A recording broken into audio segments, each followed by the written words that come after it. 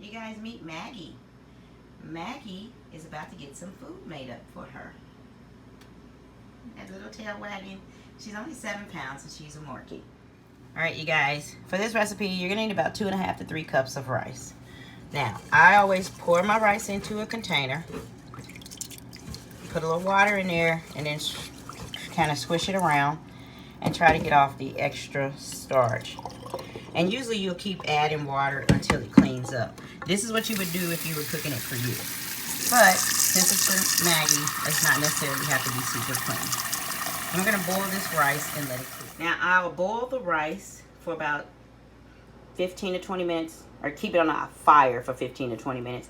Then I will take it, leave it on the fire, turn it off, and put a lid on it and let it finish cooking.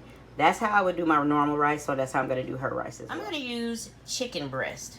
And the reason I'm going to use chicken breast is because it comes in a little 6-pack at Kirkland, and it's just about a pound almost, but just enough for Maggie. Here, Maggie.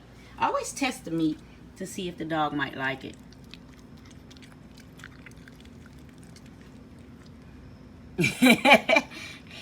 And it looks like it's gone. And then wash your hands. Here's what the rice looks like when it's done. Let's get started. Alright, you guys, so I'm taking 2 cups of the rice.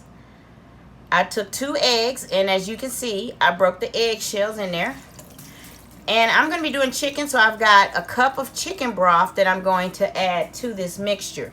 Now, instead of using rice, you can use the wheat flour with some dry milk to make this, but Maggie has been getting weaned using rice, so I'm going to utilize rice as my filler. Alright, so we've put a cup of the broth in, and now we're going to put in 2, maybe 1.5 tablespoons of Worcestershire sauce. Alright, so the next thing we're going to use is some avocado oil. I'm going to use 1/3 of a cup of avocado oil. And then the next thing is that you're going to use vegetables. Now, it's preferred that you use 2 cups, and you can choose whichever vegetables, but make sure they're pet friendly. So what I'm going to do is open up these cans, and I'm going to take half from here and half from there, and then store the other half for another time.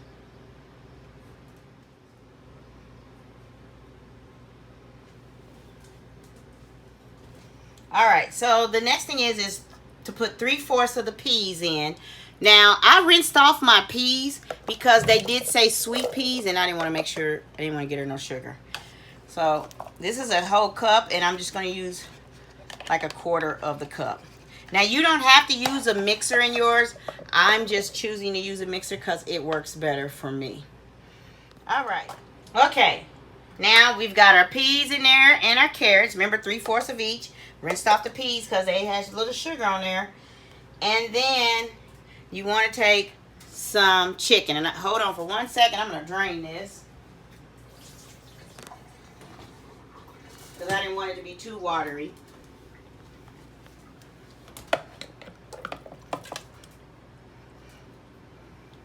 And this is about 12.5 ounces of chicken.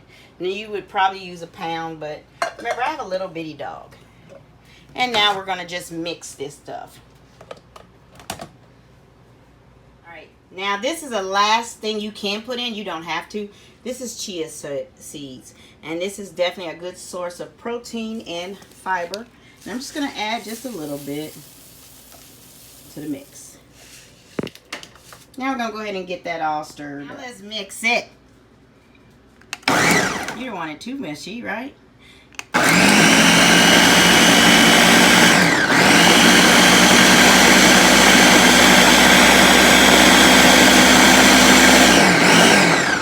If it does get to be too wet, you want to add some more rice in there. You can add wheat flour in there as well. Alright, you guys, so you want it to be kind of thick when you put it out here on a tray. I'm going to go ahead and cook it on about 200 degrees for about an hour. Alright, so I spreaded it out so it can get ready to go into the oven. I'm going to start mine with 200 degrees for about an hour because I wanted to cook a little slow. Halfway through, I'm going to take my cutter and make little pieces. You can actually take little shapes and make it. Like, you know, use a cookie sheet cutters and like make little stars and circles. You guys, this is going to be more of a softer type dog food, mostly because I am still trying to wean her from the hard dog food, and I don't want to abruptly mess up her digestive system. All right, you guys, here is the finished product, and I've actually pieced some out, and I have put some in a container. So you're just basically going to break it down.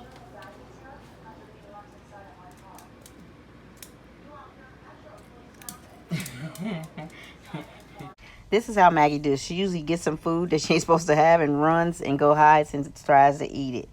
And as you can tell, she is thoroughly eating this food and gone and coming back here for more. Did you like that, little girlie? Did you like that? You want some more? Yep, she wants some more. All right, you guys. As you can see, she cleaned the plate thoroughly. And I mixed it with a little bit of her dry food just because she is still getting weaned off of the regular bag food. All right, this is your girl SJ here with Real Beauty, Real Food, and Real Life. Comment below and let me know what you think about doing dry, soft dog food for your dog.